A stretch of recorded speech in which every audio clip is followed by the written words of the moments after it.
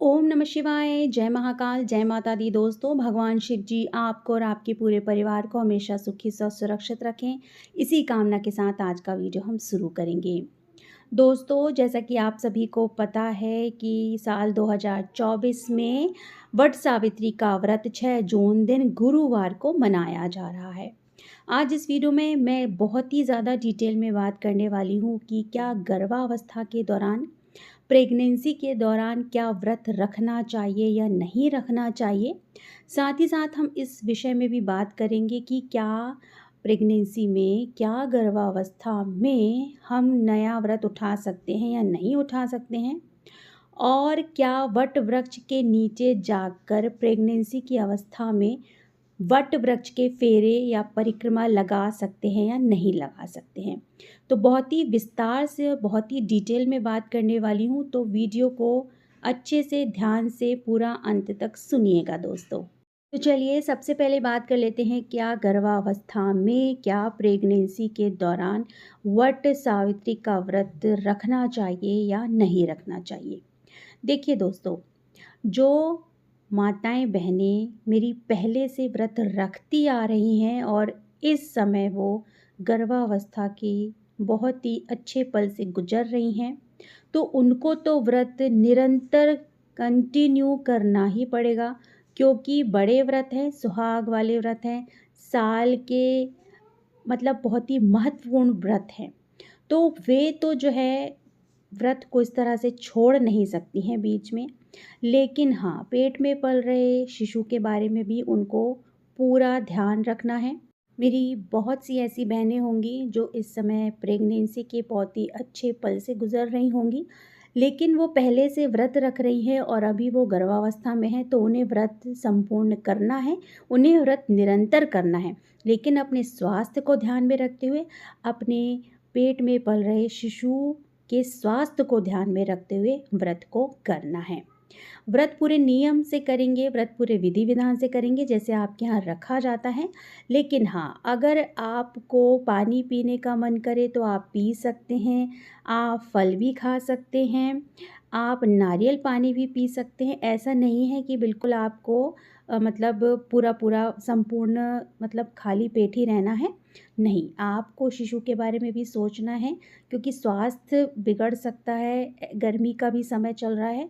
तो आपको इस अवस्था में इस बात का ध्यान रखते हुए आप नारियल पानी, जूस वगैरह पी के फिर आप जो है वो अच्छी तरह से अपने व्रत को कर सकती हैं। खाली पेट बिल्कुल भी मत रहिएगा, क्योंकि एसिडिटी बनने के भी ज़्यादा से ज़्यादा चांसेस रहते हैं। तो शिशु के बारे में भी सोचना है, व्रत को भी संपूर्ण करना है और आपको अपने खुद के स्वास्थ्य के बारे में भी सोचना है। तो व्रत रखिए, नियम करिए, पर इस साल आप इस अवस्था में हैं तो क्षमा याचना कर लीजिएगा। वैसे भी भगवान सब देख रहे हैं, सब जानते हैं। तो इस अवस्था में तो सब कुछ जो है वो माफ़ हो जाता है।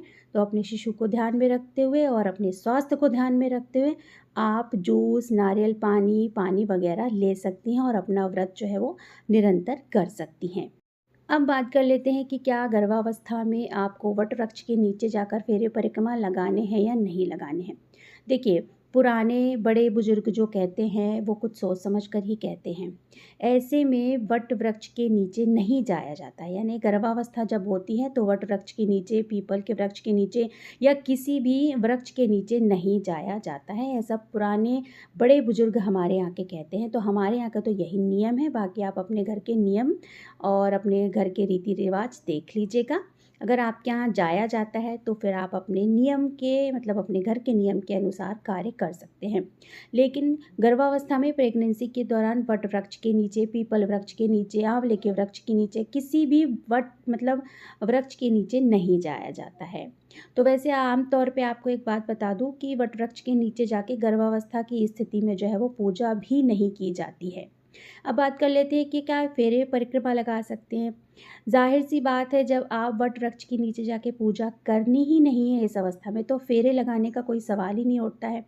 आपको इसका एक वैज्ञानिक नज़रिया यानी साइंटिफिक रीज़न भी बता देती हूँ कि पेट में शिशु है और जो है इस अवस्था में कभी भी कुछ भी हो सकता है। अगर आप फेरे परिक्रमा लेंगे तो अगर आपको हो सकता है कि चक्कर वगैरह भी आ जाएँ, आपका स्वास्थ्य बिगड़ जाए, क्योंकि कम से कम हमें 11 फेरे तो लेने ही पड़ते हैं। तो वट वृक्ष की परिक्रमा लगाने का यहाँ पर कोई भी सवाल नहीं उठता है। और बड़े बुजुर्ग पुराने जो कहते थे वो कहते हैं कि 2 जीव मिलकर एक साथ किसी वृक्ष की या किसी मंदिर की भी परिक्रमा नहीं लगाते हैं, क्योंकि देखिए एक जीव तो आप हो गए, दूसरा जीव आपका पेट में पल रहा शिशु हो गया। तो इस तरह से 2 जीव मिलके ना परिक्रमा नहीं लगाते हैं, हमारे बुजुर्ग कहते हैं और हम इस नियम को मानते चले आ रहे हैं। तो हमारे यहाँ तो गर्भावस्था में तो ना ही वट वृक्ष के नीचे जाकर पूजा की जाती है और ना ही परिक्रमा फेरे लगाए जाते हैं। तो आप अपने घर के नियम थोड़े से देख लीजिएगा। वैसे मैंने आपको यहाँ पर वैज्ञानिक नज़रिया भी बता दिया है, साइंटिफिक रीज़न भी बता दिया है, और जो हमारे बड़े बुजुर्ग कहते हैं वो भी आपको मैंने बता दिया है। साधारण तरीके से जो है वो अपने घर में पूजा अर्चना कर लें, या आपके घर में कोई जॉइंट फैमिली में आपका कोई सहायता करने वाला है तो अपनी पूजन की जो भी सामग्री है वो पूजा करने के साथ उनके भेज दें और वहाँ पर पुजवा दें। सारी सामग्रियाँ जो सुहाग का सामान होता है, जो भी गुलगुले और पूड़ियाँ बनती हैं, चने वगैरह, वहाँ पर जो है आप वहाँ पर चढ़वा दें, पुजवा दें। लेकिन आप स्वयं पूजा नहीं करने जाएंगे, आप अपने घर के मंदिर में अच्छे से पूजा अर्चना कर लीजिएगा, तुलसी जी के पास पूजा अर्चना कर लीजिएगा। लेकिन आपको तुलसी जी की भी परिक्रमा नहीं लगानी है, इस बात का ध्यान रखना है, क्योंकि गर्भावस्था में ना परिक्रमा किसी भी वृक्ष की लगाई ही नहीं जाती है। आप घर में साधारण तरीके से पूजा कर लें, और जो भी क्षमा याचना है वो आप घर से ही भगवान से मांग लें, और अपनी पूजन सामग्री को अपने किसी परिवार के सदस्य से पुजवा दीजिए वट वृक्ष के नीचे जाकर, और नहीं तो अपने पतिदेव से बोल दीजिए कि वो पूजन की सामग्री किसी वट वृक्ष के नीचे जाकर चढ़ा दें, और वहाँ पर छोटी सी जिस तरह से उन्हें सहायता मिले उस तरह से जो है पूजा कर लें। तो ना ही गर्भावस्था के दौरान आपको वट वृक्ष के नीचे जाकर पूजा करनी है, और ना ही वट वृक्ष के फेरे लगाने हैं, इस बात का ध्यान रखना है आपको। अब बात कर लेते हैं दोस्तों कि क्या गर्भावस्था के दौरान प्रेगनेंसी के चलते नया कोरा व्रत उठा सकते हैं या नहीं उठा सकते। देखिए, मैं अपने यहाँ का नियम बता दूँ तो गर्भावस्था में कोई भी पहला नया कोरा व्रत नहीं उठाया जाता है। मेरी ऐसी बहुत सी बहनें होंगी जो अभी इस गर्भावस्था के बहुत ही सुंदर पल से गुजर रही होंगी, तो मेरा उनसे आग्रह है कि इस अवस्था में अपने स्वास्थ्य को ध्यान में रखते हुए, अपने बच्चे के स्वास्थ्य को ध्यान में रखते हुए जो है वो इस साल नया कोरा व्रत ना उठाएं, क्योंकि व्रत में थोड़े से नियम करने होते हैं, थोड़े से रीति रिवाज को जो है वो हमें करना पड़ता है। तो इस अवस्था में कोई भी नया व्रत ना उठाएं। आप अगले साल जो है वो व्रत को उठा सकती हैं और पूरे विधि विधान से, पूरे रीति रिवाज के साथ जो है वो व्रत को कर सकती हैं। तो दोस्तों, यहाँ पर संपूर्ण जानकारी मैंने आपको दे दी है। उम्मीद करती हूँ आपको वीडियो पसंद आया होगा। वीडियो पसंद आया तो वीडियो को लाइक कर दीजिएगा, और अपने ही चैनल तीज त्योहार और उपाय को ज़रूर से सब्सक्राइब कर दीजिएगा। बहुत जल्द मिलते हैं एक नए वीडियो के साथ। तब तक के लिए ओम नमः शिवाय, जय महाकाल, जय माता दी। धन्यवाद दोस्तों।